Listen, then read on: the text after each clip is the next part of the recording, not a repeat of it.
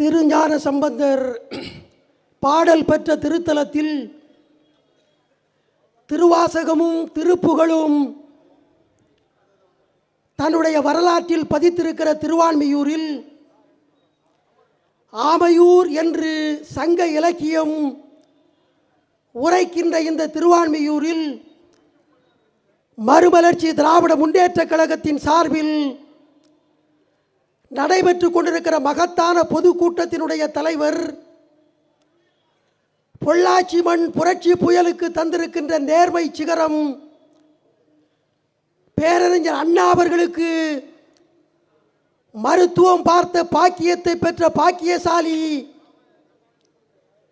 ஒடுக்கப்பட்ட சமூகத்தில் பிறந்த நேர்மை நெருப்பு ஐயா டாக்டர் கிருஷ்ணன் அவர்களே,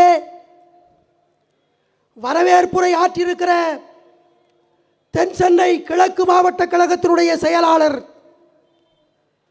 தென் சென்னையில் கிழக்கு விடிய ஓடி ஓடி பணியாற்றுகிற உத்தமன், அங்கமெல்லாம் தங்கம்,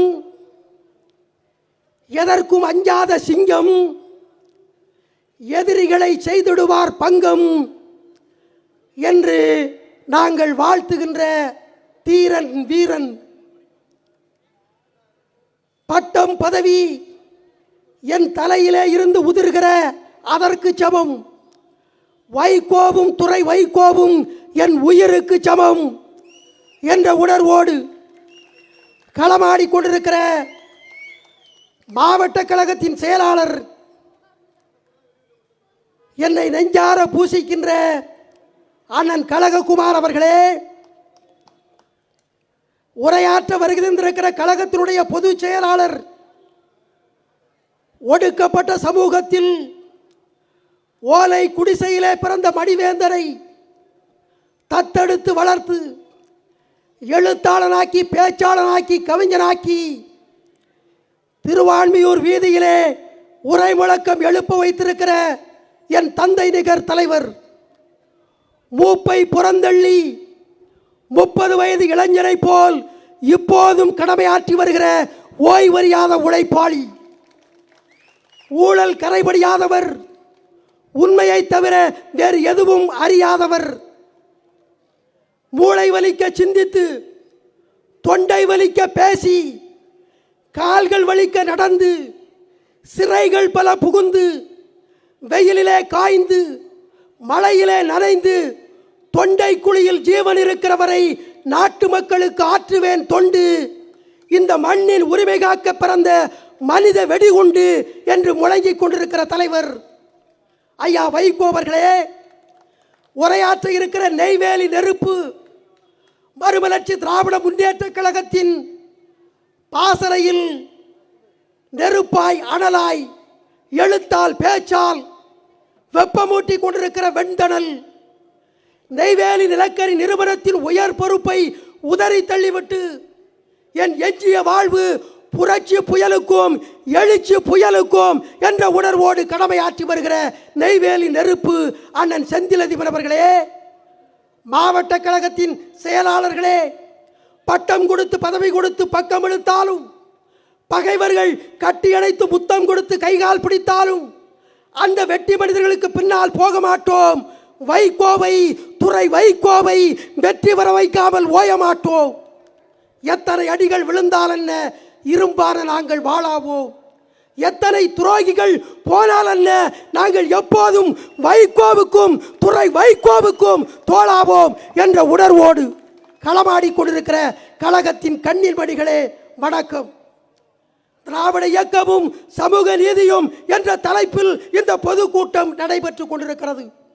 ஆரியர் வருகைக்கு முன்னால் தமிழனிடத்திலே பேதமில்லை, பிரிவில்லை, சாதி இல்லை, சண்டை இல்லை, வெட்டு இல்லை, குத்து இல்லை, கட்டுக்கோப்பாக தமிழன் என்ற ஒரு ஓரமைப்பில் அவன் வாழ்ந்தான். ஆரிய வருகைக்கு பிறகுதான் இவன் ஆப்பிரிக்காவிலே கருப்பர் இனம் என்ன பாடுபட்டதோ அந்த பாட்டை நம்முடைய தமிழ் இனம் இங்கே பட்டது. திராவிட இயக்கம் என்ன செய்தது என்று சில சின்ன பயல்கள் இன்றைக்கு பேசிக் கொண்டிருக்கிறார்கள். அவர்களுக்கு சொல்வேன், திராவிட இயக்கம் உருவாவதற்கு முன்னால் இங்கே தோளிலே துண்டு போட முடியாது, இடுப்பில் தான் கட்டிக்கொள்ள வேண்டும்.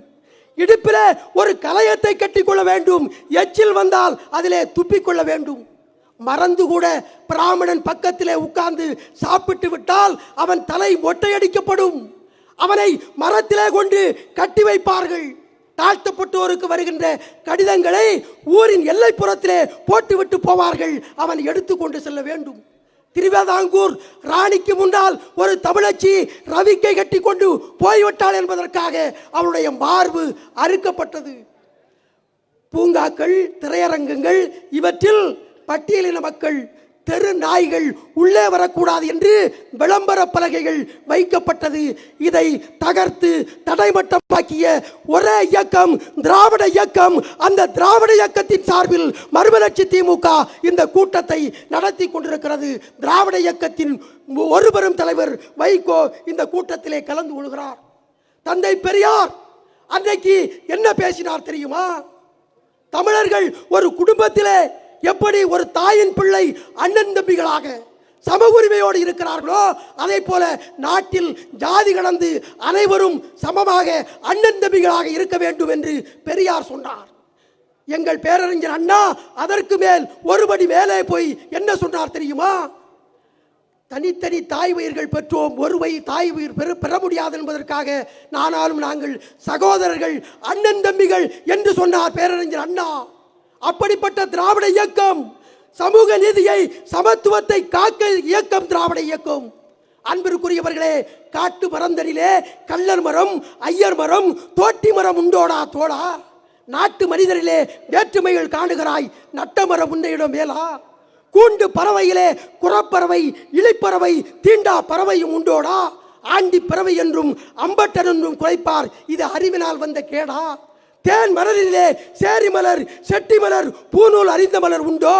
ஈன பிறவிகளே இழிநிலையை போற்றுகின்றீர், இதுதான் இறைவனுக்கு நீங்கள் செய்யும் தொண்டோ என்று அன்றைக்கு பெரியார் அண்ணா இந்த நாட்டில் சமூக நீதியை உயர்த்தெடுத்து வளர்த்தார்கள். மலமடக்கிற மனிதர் உண்டா? மலர்வாடை சிறுநீர் உண்டா? குருதி வேறு நிறத்தில் உண்டா? கொட்டும் கண்ணீர் இடித்ததுண்டா? எவன் மேல் ஜாதி, எவன் கீழ் ஜாதி, எப்படி காண்பது சொல்லு? ஆதியிலே வகுத்த ஜாதி பிரிவை அடியோடு தகர்த்து வெல்லு என்ற உணர்ச்சியை தமிழ்நாட்டில் எங்கள் மக்கள் தலைவர் வைகோ இன்றைக்கு விதைத்து வருகிறார் என்பதை நான் இங்கே பதிவு செய்கின்றேன். மறுமலர்ச்சி திமுக உண்மையான திராவிட இயக்கம்.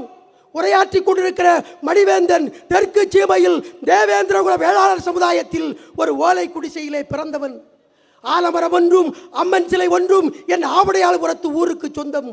வாகனங்கள் வருவதில்லை, பேருந்துகள் வருகின்றன என்று பெருமைக்காக சொல்லவில்லை, வெளிப்படையாக சொல்கிறேன். அடிப்படை வசதிகள் நான் அவதரித்த ஊரிலே இல்லை. செம்மண்ணை துவானமாக்கி கரிசல் மோண்டோடு காதல் கொள்ளும் அந்த ஆவடையாளபுரத்து ஊரில் பனைமரத்து ஓலைகளை என் பாட்டனார் விலைக்கு வாங்கி வரிந்து கட்டியிருந்த வசந்த மாளிகைக்குள் மணிவேந்தன் பிறந்து விழுந்தேன்.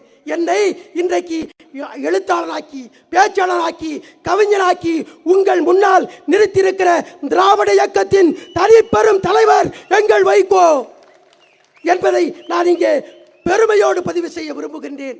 அப்படிப்பட்ட தலைவர் எங்கள் தலைவர் வைகோ. அது மட்டுமல்ல தோழர்களே, அண்ணல் அம்பேத்கருடைய திருவுருவ படத்தை நாடாளுமன்றத்திலே திறந்து வைத்த தலைவர் இந்த தலைவர் வைகோ. திருவான்மையூரிலே இருக்கிற ஒடுக்கப்பட்ட மக்கள், நீங்கள் உங்கள் வீடுகளிலே அம்பேத்கர் படத்தை வைக்க முடியும், உங்கள் தெரு வீதியிலே அம்பேத்கர் படத்தை வைக்க முடியும். ஆனால் நாடாளுமன்றத்தில் திறந்து வைத்த தலைவர் எங்கள் தலைவர் வைகோ என்பதை ஒடுக்கப்பட்ட மக்கள் நீங்கள் மறந்துவிடக் கூடாது. அதை போலத்தான் திராவிட இயக்கம் உருவாகி 75 ஆண்டுகள் ஆகியிருக்கின்றன. முதலில் தான் உருவாக்கிய இயக்கத்தில் துணை பொதுச் செயலாளர் என்ற மகுடத்தை தத்துவ கவிஞர் குடியரசுக்கு தந்த இயக்கம் மறுமலர்ச்சி திமுக. அதுதான் சமூக நீதி, அதுதான் சமத்துவம். அந்த சமத்துவத்தை வளர்த்த தலைவன் எங்கள் தலைவன் வைகோ. அவருக்கு தலைநகர் சென்னையில் 8 வீடுகளை கட்டி கொடுத்த உத்தம தலைவன் எங்கள் வைகோ என்பதை நீங்கள் மறந்துவிடக் கூடாது.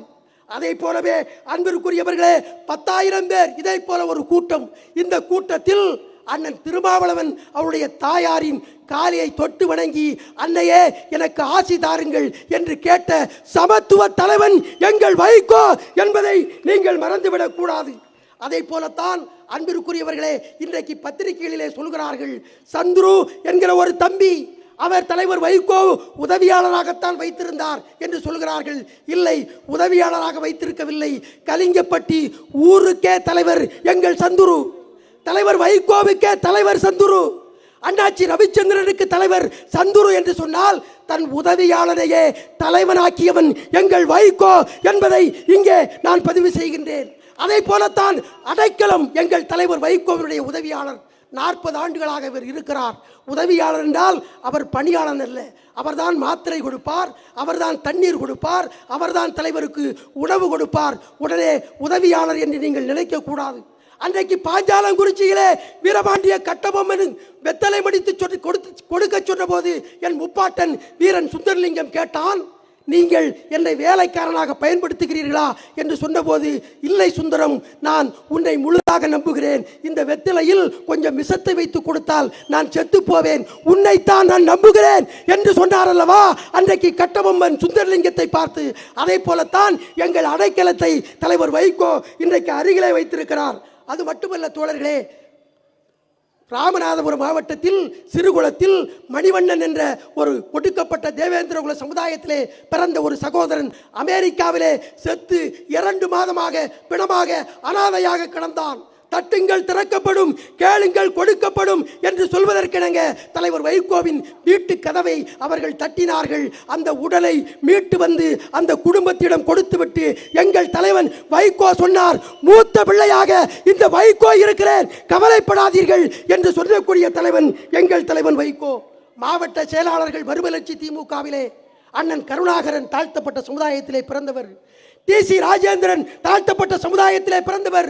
8 கூட்டத்திற்கும் என்னோடு வருகிற அண்ணன் தருமபுரி மாவட்ட செயலாளர். சுதந்திர இந்தியாவில் தருமபுரியில் ஒரு தாழ்த்தப்பட்டவன் மாவட்ட செயலாளரானது எங்கள் தலைவர் வைகோவால் தான் என்பதை இங்கே நேரத்தில் பதிவு செய்து ஒடுக்கப்பட்ட மக்களை எங்கள் தலைவர் வைகோ அங்கீகரிக்கிறார் என்பதை இந்த நேரத்தில் நான் தெரிவித்துக் கொள்ள விரும்புகிறேன். அன்பிற்குரியவர்களே, நேரம் கடந்து கொண்டிருக்கிறது.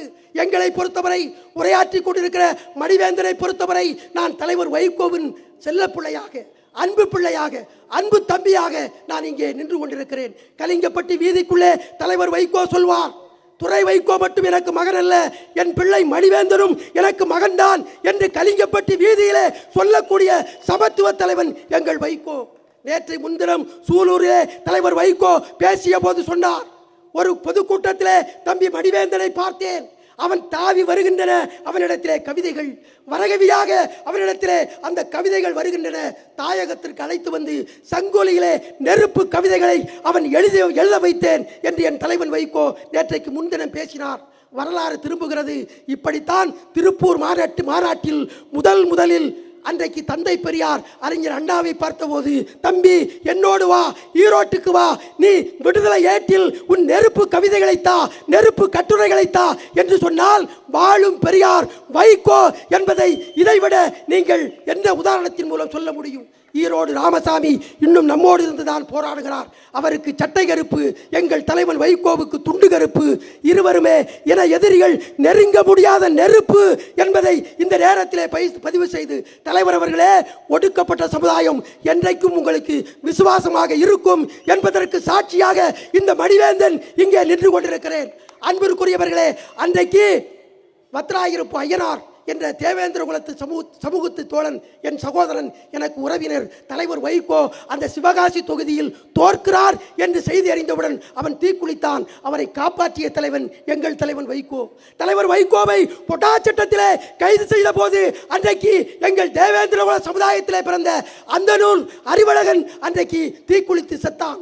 அப்படி எங்கள் சமூகம் என்றைக்கும் உங்களுக்கு உறுதுணையாக இருக்கும் என்பதை சொல்லி, இருட்டறையில் உள்ளதடா உலகம், ஜாதி இருக்கின்றது என்பாரும் இருக்கின்றாரே, மருட்டுகின்ற மதத்தலைவர் வாழ்கின்றாரே, வாயடியும் கையடியும் மறைவதென்றால் சுருட்டுகின்றார் தன் கையில் கிடைத்தவற்றை, சொத்தெல்லாம் தமக்கென்றே சொல்வார் தம்மை, விரட்டுவது பகுத்தறிவு ஒன்றே ஆயின் விடுதலையும் கெடுதலையும் ஒன்றே என்று சொல்லி இந்த என்னுடைய உரையை தலைவர் வைகோவு எனக்கு தந்த இந்த வாய்ப்புக்கு நன்றி தெரிவித்து, எங்கள் தலைவர் வைகோவை பொறுத்தவரை கப்பல் படை, விமானப்படை, தரைப்படை மூன்றையும் வைத்திருக்கிற மோடிக்கு சிம்ம சொப்பனமாக உலவிக் கொண்டிருப்பவர். அவர் கனவு திட்டம் நீட்ரோ மீது கல்லறிந்தவர் எங்கள் வைகோ. உலக பணக்காரன் அனில் அகர்வால் என் தலைவரின் வைகோவிடம் தோற்று போய்விட்டார். ஆனால் இன்றைக்கு சாதாரணமானவர்கள் எங்கள் தலைவர் வைகோவால் வளர்த்து விடப்பட்டவர்கள் மல்லுக்கு நிற்கிறார்கள். அவர்களெல்லாம் எங்கள் கால் தூசுக்கு சமம் என்பதை இந்த நேரத்தில் பதிவு செய்து, தலைவர் அவர்களே, உங்களையும் எங்கள் அண்ணன் துரை வைகோவையும் வெற்றி சமவெளிக்கு அழைத்து செல்வதற்கு வீரன் சுந்தரலிங்கம் பரம்பரையிலே வந்த மணிவேந்தன் உழைப்பேன் உழைப்பேன் உழைப்பேன் என்று சொல்லி விடைபெறுகிறேன். நன்றி, வணக்கம்.